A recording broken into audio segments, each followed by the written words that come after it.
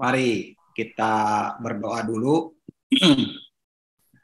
Bapa Surgawi, kami berdoa pada malam hari ini, biarkanlah anugerah Tuhan mengajari kami, menyingkapkan kebenaran, dan membuat kami juga bisa bedakan mana kebenaran dan bukan kebenaran, mana suaramu dan yang bukan suaramu. Biarkanlah kami bisa menangkap isi hatimu ya Tuhan, dan kami hidup di jalan-jalanmu, mengerjakan kehendak-Mu. Pakai waktu ini Engkau bekerja, berbicara, dan beracara dalam batin kami. Itu adalah kekuatan kami ya Tuhan. Karena firman-Mu adalah pelita bagi kaki kami dan terang bagi jalan kami. Karena itu pimpin kami dari awal sampai akhir ya Tuhan. Dan mengalirlah di tengah-tengah kami, dimanapun kami berada. Terima kasih Bapa, di dalam nama Yesus. Amin. Hari ini kita mau dengarkan firman Tuhan tentang apa yang membuat Simson jatuh. Ini sebuah pertanyaan yang harus kita renungkan, karena pertanyaan ini adalah pertanyaan yang sebenarnya sedang mengintai setiap kita. Kita tahu contohnya seperti beberapa hamba Tuhan jatuh. Tapi mari kita lihat bagaimana dari pelajaran ini kita tahu bahwa ada bagian-bagian yang harus kita jaga supaya kita tidak jatuh.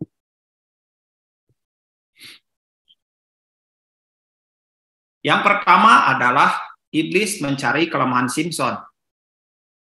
Kita tahu Simson itu adalah seorang yang dikaruniai Tuhan dengan pengurapan dan kekuatan dari sejak dalam kandungan. Jadi, apa yang dikerjakan musuh-musuhnya terhadap Simson, khususnya orang Filistin, itu benar-benar mereka nggak berdaya.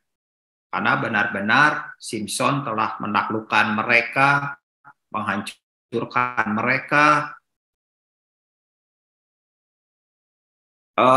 Di sini kita tahu bagaimana ayat ini berkata tentang kelahiran Simson. Sebab itu, kita ulang. Jadi ketika iblis mencari kelemahan, ini juga terjadi ketika iblis menyerang Yesus. Dia menyerang dengan pertanyaan-pertanyaan, ayo bikin batu ini menjadi roti. Yesus menjawab, bahwa manusia itu tidak hidup dari roti. Lalu iblis juga berkata, ayo kamu menyembah aku sekali aja, semua aku berikan kepadamu. Ngapain kamu repot-repot? Tapi Yesus juga menyingkirkan mereka. Dan 3 kali iblis melakukan itu. Kalau kita baca di dalam Lukas 4 ayat yang ke-13, ayat ini berkata, sesudah iblis mengakhiri semua pencobaan itu, yang mundur daripadanya dan menunggu waktu yang baik. Kalimat menunggu waktu yang baik ini, dia mencari kelemahan Yesus. Dia ingin menggunakan kelemahannya untuk menghancurkannya. Tetapi dia tidak menemukan kelemahan dalam diri Yesus. Tapi bagaimana dengan Daud? Ketika Daud melawan Goliat, Daud bisa mengalahkan Goliat. Daud diurapi Tuhan. Daud berperang dan Tuhan menyertainya. Kemanapun dia pergi, dia terus aja mengalami kemenangan demi kemenangan. Tetapi ketika titik lemahnya itu muncul, maka lihat, iblis menggunakan titik lemahnya.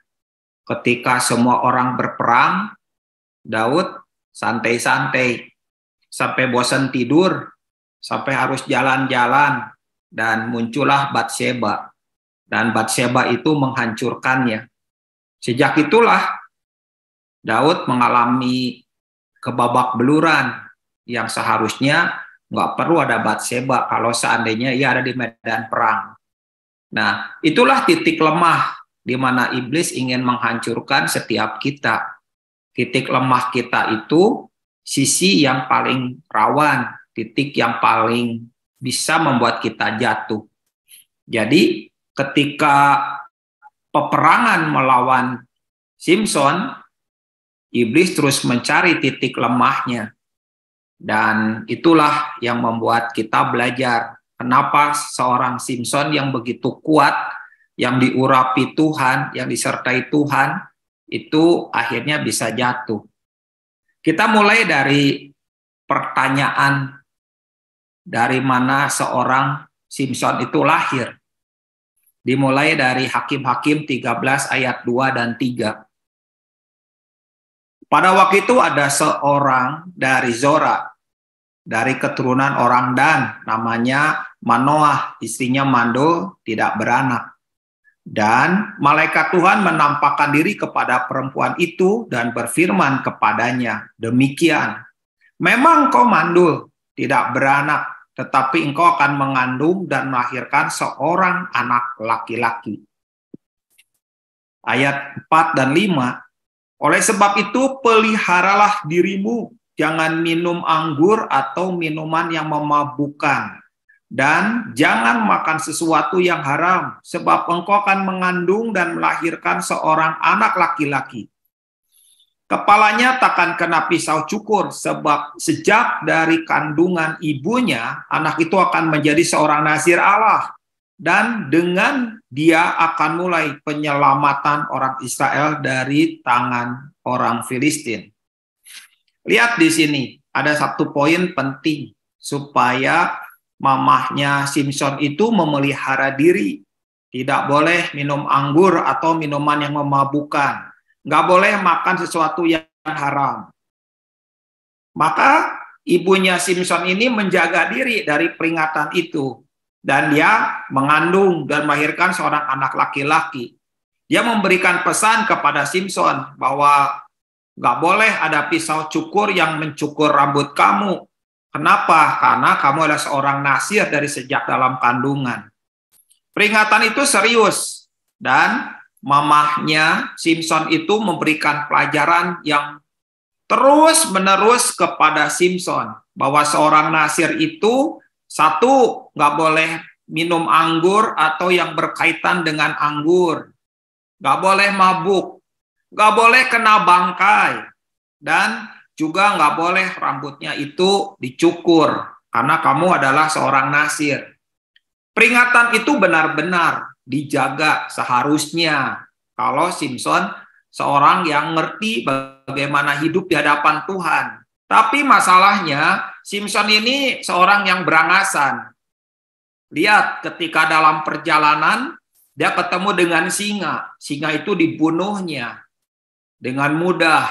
Lalu, Simson itu menyembunyikan bangkai singa. Satu kali dalam perjalanan, setelah bangkai singa itu sekian lama dilihat kembali, ternyata di dalam bangkai itu ada madu. Disitulah sebenarnya ada sebuah kesalahan terjadi. Dia menjamah bangkai. Dia menyepelekan hal itu. Dan Simson telah melanggar. Dan iblis memperhatikan, oh tipenya memang senang melanggar. Ini orang ini memang senang melanggar. Setelah 20 tahun dia memerintah sebagai seorang hakim, sepertinya dia tipe orang yang iseng-iseng pergi ke pelacuran. Dia menganggap bahwa Tuhan pasti menyertai dia. Tuhan ingin supaya dia menjaga hidup kekudusannya dengan tidak boleh minum anggur, makan makanan yang haram, tidak boleh pegang bangkai, dan menjaga rambutnya. Tapi dia pergi ke pelacuran. Di situ ada anggur, dia anggap sepele. Tadi dia pegang bangkai, sekarang dia ngomongin pelacuran. Dia memegang hal-hal yang haram, dan meminum hal-hal yang haram, dia memakan sesuatu yang haram. Disitulah terjadi. Dan maka lihat, dia adalah tipe orang yang berangasan, yang tidak menjaga dirinya. Dia menganggap bahwa dia nggak punya kelemahan, itu masalahnya. Setelah beberapa kali Simson mempermainkan Delila. Nah, di sini nama Delila muncul.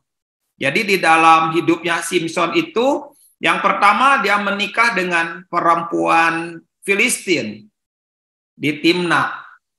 Pada waktu dia bertengkar gara-gara dia bikin undian, maka lihat, akhirnya dia pergi ngambek karena si istrinya itu diperas oleh orang-orang Filistin. Akhirnya Simson kembali ke Zora.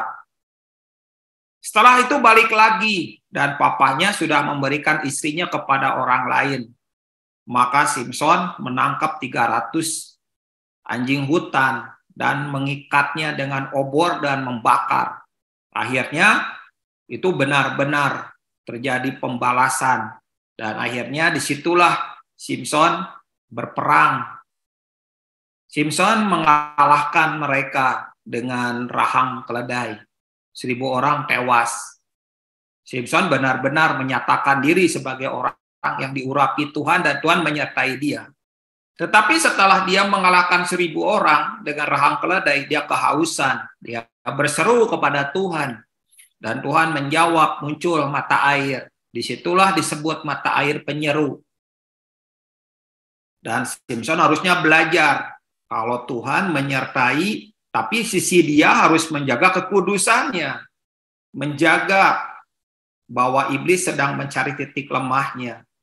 Sampai akhirnya perempuan kedua dia pergi ke pelacuran. Di tempat pelacuran itu orang Filistin mulai menangkap. Ini Simson nih masuk ke dalam perangkap. Akhirnya mereka tutup gerbang. Besok paginya gerbangnya hilang. Karena Simson membawa gerbang itu taruh di puncak gunung. Dia pamer kekuatan. Dan orang-orang makin jengkel kepada dia. Tetapi Simson nggak tahu, harusnya dia menjaga diri. Namun dia memang bukan orang yang menjaga diri. Dia mengabaikan banyak hal. Dia orang yang senang melanggar, dia juga senang pergi ke pelacuran, dan sekarang muncul lawan yang seimbang dengan dia, yaitu Delila. Delila ini seorang perempuan yang kelasnya bukan kelas biasa. Kalau dia seorang pelacur, bukan pelacur yang biasa. Dia adalah seorang wanita yang setanding dengan Simson. Mungkin tidak sekuat Simson, tangannya tidak pernah pegang pedang atau angkat perisai.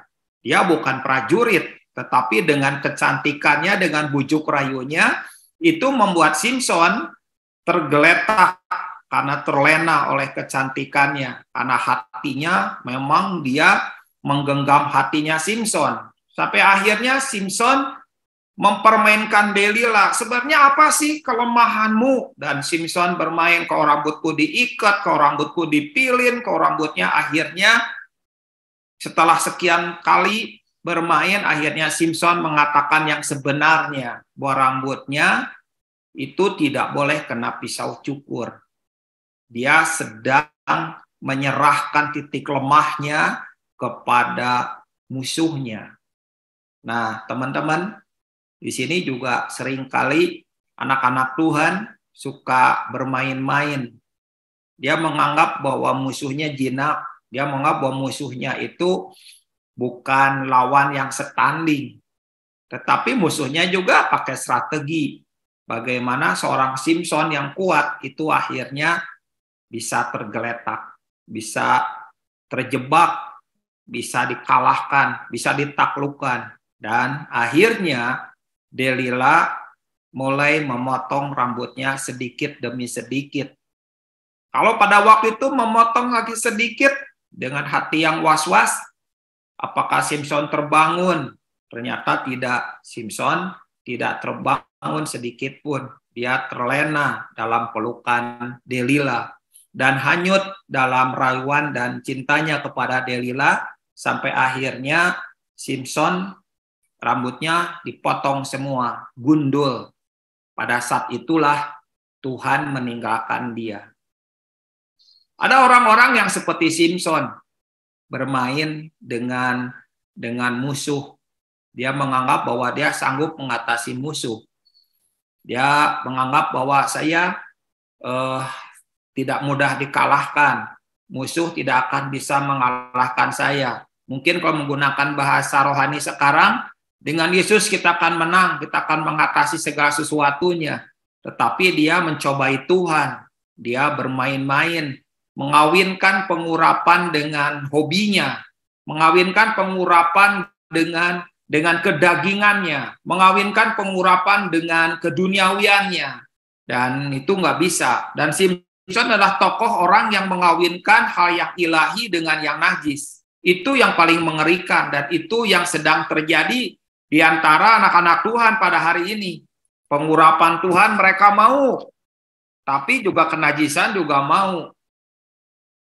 Mereka ingin bergerak dalam kekudusan, tetapi mereka juga bergerak dalam kegelapan, hal-hal yang menajiskan hidup mereka. Akhirnya hal itu terjadi. Iblis menyerang kenasiran Simson dengan cara menggunduli rambut Simson. Nah, teman-teman, setiap kita juga kalau orang memberikan diri kepada Tuhan, mengkhususkan hidup di hadapan Tuhan, menjadi penyembah, menjadi orang yang mau duduk diam di kaki Tuhan, sebenarnya kita tuh sedang mengkhususkan diri.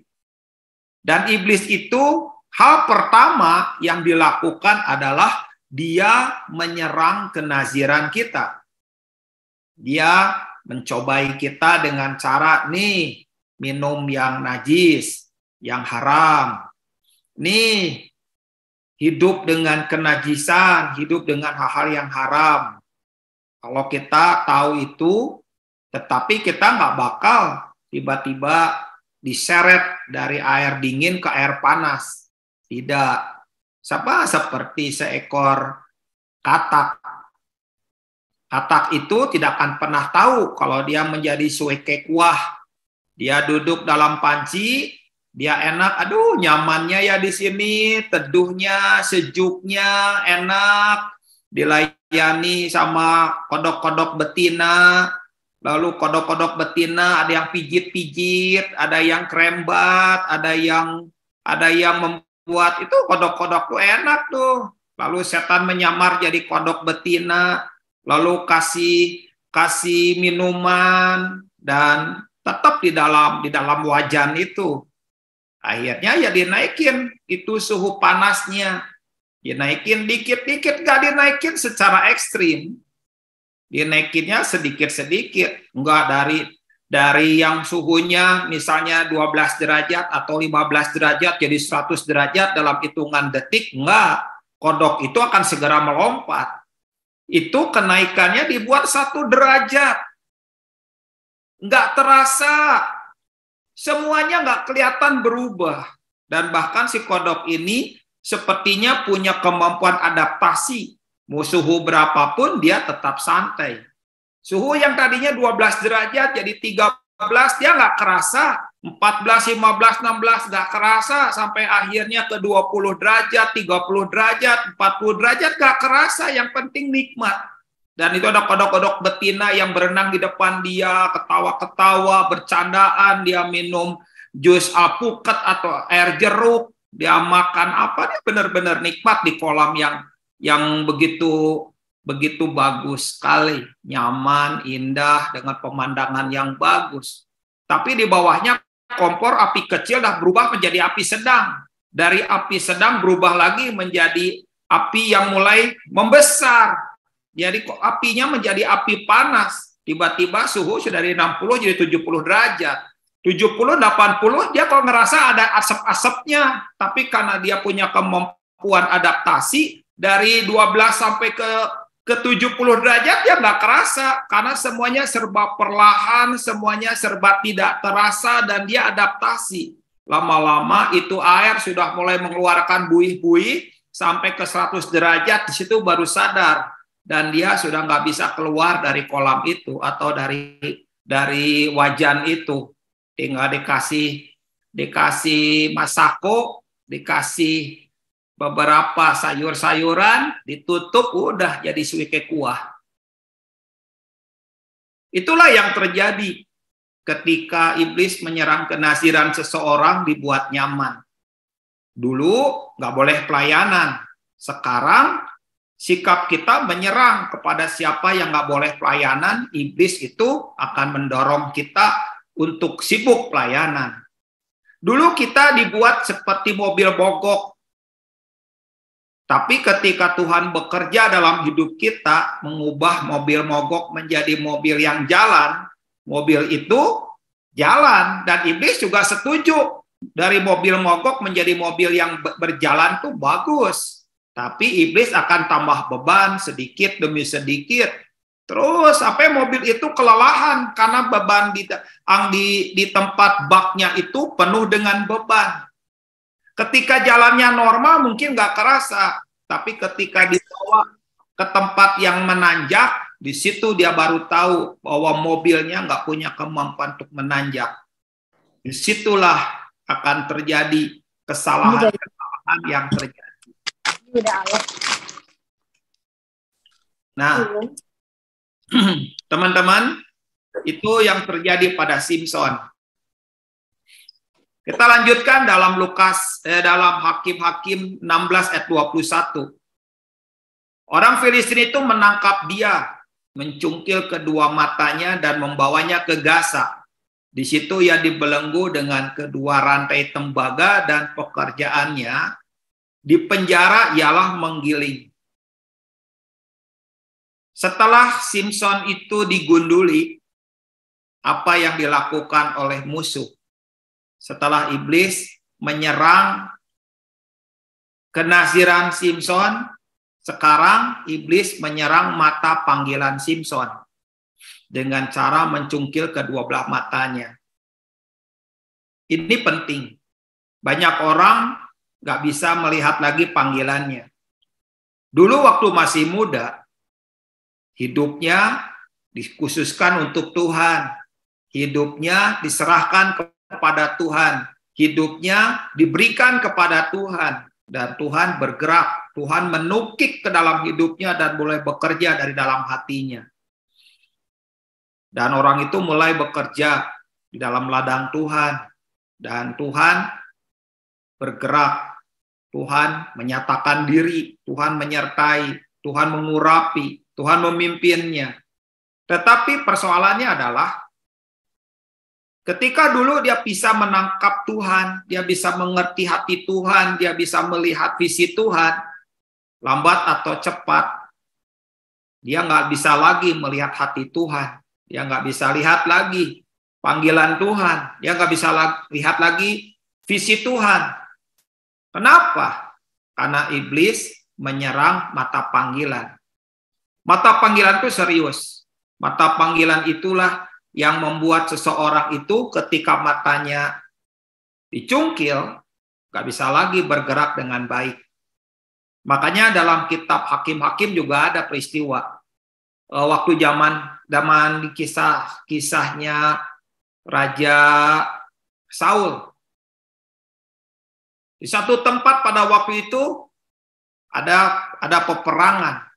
Dan ketika waktu itu mereka diserang, mereka ingin berdamai. Dan ketika berdamai, boleh. Syaratnya setiap penduduk kota itu dicungkil mata kanannya. Kenapa mereka mengincar mata? Mata itu penting. Mata itu bukan saja untuk melihat. Tapi mata itu, dengan mata kita bisa berperang. Tapi ketika mata kanan dicungkil, maka lihat, kemampuan berperangnya itu hilang. Kenapa? Karena mata kanan itu berkaitan dengan kemampuan untuk mengatur jarak. Jadi biasanya ketika mata kanan itu seseorang buta mata kanan, maka kemampuan jaraknya, mengukur jarak itu sudah nggak sebaik dengan mata kanan dan kiri kalau lengkap. Iblis suka dengan mengambil mata panggilan. Ada banyak orang mata panggilannya hilang dengan waktu masih muda, sungguh-sungguh, namun ketika dia mulai pacaran dengan sembarangan, dia asal memilih teman hidup, dia nggak lagi seperti sebelumnya. Harusnya anak-anak Tuhan itu kalau terbukti bahwa dia itu berjalan dengan Tuhan, dia memilih seorang teman untuk menjadi teman dekatnya, menjadi pasangan hidupnya, harusnya bertambah. Yang tadinya kemampuan melihatnya 30%, harusnya kemampuan melihatnya jadi 60%. Dengan berdua harusnya lebih jauh. Tetapi ketika mata panggilan itu hilang dari hidupnya, ya sama seperti mobil yang bergerak di hutan dengan lampu yang sangat minim. Dia nggak bisa lihat lagi jauh. Dan mobil kalau di hutan dengan lampu depan satu yang roda remang-remang, saya tahu itu sangat mengerikan sekali. Jadi iblis suka memilih bagaimana seseorang itu pelayanan. Kalau pelayanan dengan tidak punya mata panggilan, boleh-boleh aja. Kenapa? Karena nggak berbahaya. Orang nggak punya mata panggilan itu tidak mampu untuk berperang, nggak mampu untuk melihat visi Tuhan, nggak mampu untuk melakukan perkara-perkara yang besar karena diambil matanya. Jadi, apa yang iblis lakukan kepada Simson? Dia menyerang kenasiran. Dia nggak menyerang kekuatan Simson, karena sudah diserang pun akhirnya mereka tahu bahwa kekuatan Simson itu sangat luar biasa.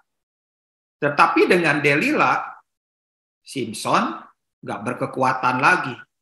Tapi iblis ingin bergerak lebih jauh. Bukan saja dia digunduli, tapi juga mata panggilannya dicungkil. Dan itu yang iblis lakukan kepada anak-anak Tuhan sekarang. Makanya kita lihat ada banyak anak-anak Tuhan nggak punya panggilan lagi dalam hidupnya karena mata panggilannya sudah nggak ada. Nggak seperti dulu lagi. Kalau dulu ditanya, apa yang kamu dapatkan dari Tuhan untuk tahun ini? Ada orang-orang yang bisa menjawabnya. Tuhan menyatakan ini, Tuhan menaruh ini, Tuhan menunjukkan ini.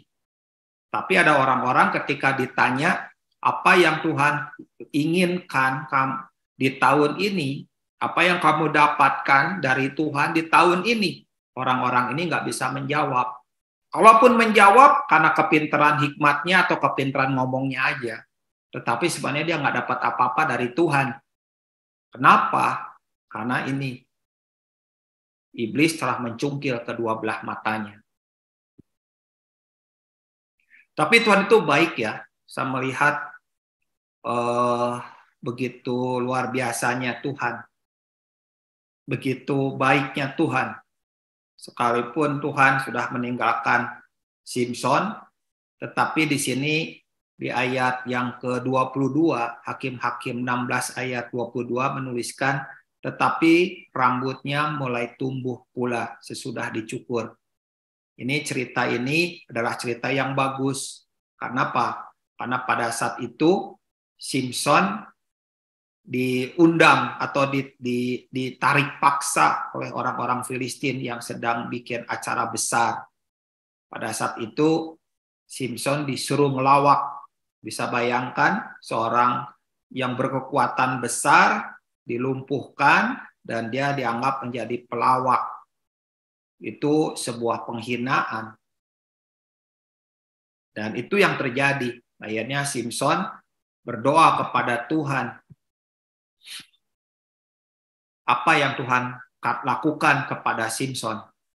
Ayat 28, Hakim-Hakim 16 ayat 28, berserulah Simson kepada Tuhan katanya, ya Tuhan Allah, ingatlah kiranya kepadaku dan buatlah aku kuat sekali ini saja ya Allah, supaya dengan satu pembalasan juga kubalas kedua mataku itu kepada orang Filistin. Simson berdoa kepada Tuhan dan Tuhan menjawab. Tuhan memberikan kekuatan kepada Simson. Dan dia bisa dengan merentangkan kedua tangannya, akhirnya dia menjatuhkan pilar yang kuat dan gedung di mana orang-orang Filistin itu sedang berkumpul itu bergetar. Mereka panik. Kenapa kok ada yang seolah-olah ada gempa? Dan memang berjatuhan batu-batu itu. Dan tewaslah orang-orang yang ada di dalam, termasuk Simson. Alkitab mengatakan bahwa yang dibunuh waktu Simpson mati jauh lebih banyak dibandingkan dengan waktu Simpson hidup. Kenapa? Karena Tuhan bergerak kembali. Karena rambutnya tumbuh kembali. Nah, tetapi ada satu catatan kecil yang ingin saya katakan di sini. Lihat, doanya Simpson itu doa seorang yang egois. Dia minta kepada Tuhan untuk memberikan kekuatannya sekali lagi. Kalimatnya adalah, supaya dengan satu pembalasan juga kubalas kedua mataku. Dia ingin berkata kepada kita semua bahwa dia lebih peduli kepada balas dendam. Dia lebih peduli kepada kedua matanya dibandingkan dengan melakukan kehendak Tuhan. Simpson terlatih, terdidik hanya untuk mengawinkan hal yang ilahi dengan yang duniawi. Dan sebuah doa yang egois muncul supaya Tuhan memberikan kekuatan supaya dia mampu membalas kedua matanya. Teman-teman, Simpson ini adalah gambaran dari orang Kristen duniawi. Dia nggak mengerti bagaimana hidup di hadapan Tuhan. Hidupnya hanya dipimpin oleh dirinya sendiri. Dia hidup bukan untuk Tuhan, dia hidup untuk dirinya sendiri. Dia gunakan pengurapannya untuk kepentingan diri sendiri. Dia gunakan kekuatannya hanya untuk pamer, show off di depan musuh-musuhnya. Dia gunakan apa yang dia punya supaya terlihat bahwa dirinya keren. Lalu kita bandingkan Simpson dengan Yusuf. Yusuf seorang yang berbeda dibandingkan dengan Simpson. Tidak punya kekuatan seperti Simpson, tetapi Tuhan menyertainya. Kenapa? Karena Yusuf tidak mempermainkan hikmatnya. Dia tidak mencobai Tuhan. Dia hidup dalam kekudusan. Seandainya pada waktu itu di rumah itu sudah diatur oleh istri Potifar supaya budak-budak yang lain itu tidak ada di rumah. Mandornya juga disuruh pergi, penjaganya disuruh pergi. Dia hanya ada di rumah bersama dengan Yusuf. Dan dia berusaha untuk membeli Yusuf karena dia sudah begitu menginginkan Yusuf. Kalau seandainya pada waktu itu Yusuf tahu kondisinya nggak ada seorang pun, dan dia bisa melakukan berzinah dengan istri Potifar. Tetapi apa yang dilakukan oleh Yusuf? Dia melarikan diri. Kenapa? Karena dia takut akan Tuhan. Iblis ingin menyerang Yusuf dari segala cara juga. Mulai dari dia ditangkap oleh saudara-saudaranya, dibuang ke dalam sumur supaya dia sakit hati, supaya dia pahit, supaya penuh kebencian, supaya dia melakukan balas dendam seperti dengan lumrahnya banyak orang. Tetapi apa saja yang dilakukan musuhnya, yaitu iblis kepada Yusuf, sepertinya itu seperti apa saja itu nggak mengenai, karena hatinya nggak pernah mau dirusak. Berusaha untuk dihitamkan, tidak hitam. Berusaha untuk dibuat retak, tidak retak. Berusaha untuk dihancurkan, tidak hancur. Dia jaga kenazirannya. Dia jaga mata panggilannya. Dia jaga mimpi yang dari Tuhan. Dia jaga hidupnya dengan kekudusan. Dia tetap murni di hadapan Tuhan. Dia tidak mau hidupnya tercemar. Dan itulah yang membuat Yusuf berjalan makin kuat, makin berjalan makin lama makin kuat menuju Sion, seperti yang ayat dalam kitab Mazmur katakan.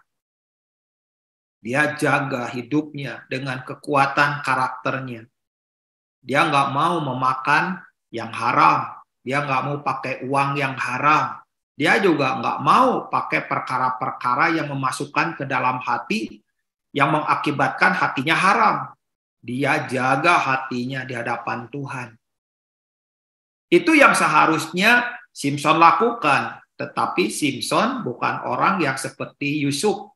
Dia berangasan. Dia tipe orang yang melanggar. Dia tipe orang yang memberontak. Dia tipe orang yang ingin menabrak siapapun karena dia kuat, karena dia diurapi. Tapi Yusuf tidak. Dia tetap diam dalam otoritas. Dia menjaga hatinya, dia menjaga hidupnya, dia menjaga jubahnya, dia jaga pengurapannya, dia jaga dengan kekudusan. Dan kita lihat, harusnya Simson menjadi seorang hakim di mana Tuhan terus bekerja, tapi Tuhan meninggalkan Simson. Namun Yusuf adalah seorang di mana Tuhan menyertai sampai Yusuf tua, sampai Yusuf menutup mata. Bahkan dia meminta kepada keturunannya supaya keturunannya itu, anak cucunya bersumpah kepada dia. Ketika dia mati nanti, itu tubuhnya, jenazahnya dimasukkan ke dalam peti. Dan kalian nanti semua ketika keluar dari Mesir, kalian harus membawa jenazahnya dan dimakamkan di tanah Kanaan. Bayangkan, 400 tahun jenazah Yusuf tidak dimakamkan. Tidak ada nabi, tidak ada Alkitab, tidak ada yang mengerti Tuhan pada waktu itu. Satu-satunya 400 tahun yang dimana mereka bisa lihat adalah peti matinya Yusuf. Peti matinya Yusuf ini penting. Kenapa? Karena di dalamnya ada mimpinya. Mimpi dari Tuhan dalam hidupnya. Orang-orang melihat, orang-orang saling bercerita bagaimana Yusuf dulu ditangkap oleh saudara-saudaranya, dimasukkan ke dalam sumur, dijual menjadi budak, lalu dibeli oleh Potifar, lalu digoda oleh istri Potifar, dimasukkan ke dalam penjara, dan akhirnya menjadi seorang Perdana Menteri Mesir. Cerita itu turun-temurun sampai akhirnya Yusuf tua dan Yusuf meminta supaya mereka keturunannya Bani Efraim dan Bani Manasye itu bersumpah kalau mereka keluar nanti bawa itu peti mati. Mereka selalu melihat peti mati dan selalu cerita tentang hidup Yusuf dikumandangkan, diceritakan. Sampai akhirnya benar. Hari di mana bangsa itu keluar, orang yang membawa peti mati Yusuf juga melihat seperti yang Yusuf katakan. Kalian semua harus membawa peti mati ini. Kenapa seorang Yusuf bisa melihat dari hidupnya yang sudah tua itu, minta sumpah kepada anak-anaknya, keturunannya, 400 tahun kemudian. Itu satu hal yang luar biasa. Karena Yusuf menjaga hidupnya, menjaga mata panggilannya. Dia bisa lihat, 400 tahun kemudian, kalian akan keluar dari tanah Mesir ini. Dan pada hari mereka masuk ke dalam tanah Kanaan, disitulah tugas Yusuf selesai. Bukan waktu hidup, bukan waktu dia mati, bukan berada dalam peti mati. Ketika peti mati itu dimasukkan dalam kuburannya di Sikem, tanah warisannya. Lihat perbedaan dua tokoh ini. Orang yang menjaga kenazirannya, walaupun iblis berusaha untuk menghancurkan Yusuf lewat istri Potifar atau lewat saudara-saudaranya yang jahat kepadanya. Orang itu harusnya tahu kalau orang menjaga kenaziran dan menjaga mata panggilan, orang itu harusnya menjaga hidupnya dengan baik. Mengabaikan yang nggak penting, mengutamakan yang penting. Yang nggak penting, ya nggak penting. Kenapa? Kenapa seseorang bisa tahu itu penting? Karena dia tahu yang penting. Kenapa seseorang itu tahu itu tidak penting? Karena dia tahu yang penting. Cerita tentang Yusuf yang dibandingkan atau disandingkan dengan Simpson, Yusuf tahu kenaziran dan Yusuf tahu mata panggilan. Itu dua hal yang penting. Dia jaga, dia pelihara hidupnya, dia minyaki hidupnya, dan dia biarkan hidupnya terus berada dalam panggilan Tuhan. Bukan saja mati, bukan saja masuk dalam peti, tetapi sampai dimakamkan di Sikem 400 tahun kemudian. Perkara-perkara yang kayak gini itu harusnya menjadi kerinduan bagi kita. Jangan disibukkan hati kita oleh urusan-urusan yang nggak perlu dan nggak penting. Hati kita harusnya diisi oleh perkara-perkara Tuhan, diisi oleh suaranya, diisi oleh apa yang ingin Tuhan nyatakan. Harusnya begitu. Tapi ya ada orang-orang Kristen seperti Simpson, hanya dipimpin oleh keinginannya, bukan dipimpin oleh kemauan Tuhan. Makanya Yesus berkata, bukan masalah kamu melakukan apapun juga. Kamu akan berseru, Tuhan, Tuhan, aku telah menyembuhkan demi namamu, aku telah mengusir setan, atau aku sudah khotbah 1000 kali, aku sudah pergi ke pedalaman, aku sudah menyumbang, aku sudah menciptakan lagu, aku sudah memainkan musik, aku sudah membangun gereja, aku sudah menjadi pendeta, aku sudah bla bla bla bla bla bla. Tapi buat Tuhan bukan apa yang kamu perbuat. Yang buat Tuhan tanyakan adalah apakah kamu melakukan kehendakku atau tidak. Bagaimana seorang melakukan kehendakku, kehendak Tuhan? Ya, singkirkan dulu semua agenda yang nggak penting. Singkirkan dulu semua agenda yang membuat kita nggak mampu mengerjakan kehendak Tuhan. Seringkali agenda kita yang merusak rencana Tuhan. Dan itu yang membuat hal-hal yang harusnya terjadi, tak terjadi. Harusnya kita mampu berjalan dengan Tuhan, kita nggak mampu berjalan. Yang seharusnya kita mampu mendapatkan banyak hal dari Tuhan, kita nggak bisa ngambil. Kenapa? Karena alasannya kita tidak pernah mau rencana Tuhan, kita nggak pernah tahu kehendaknya. Karena memang kita nggak pernah mau tahu. Tapi orang yang menjaga kenazirannya, menjaga patah panggilannya, dia akan mengerti bagaimana hidup di hadapan Tuhan dengan hati yang diisi penuh dengan perkara-perkara Tuhan. Sehingga dia tahu kehendaknya, dia tahu apa yang Tuhan kehendaki, dan dia bergerak makin lama makin kuat menuju Sion. Itu yang harusnya terjadi. Amin. Puji Tuhan.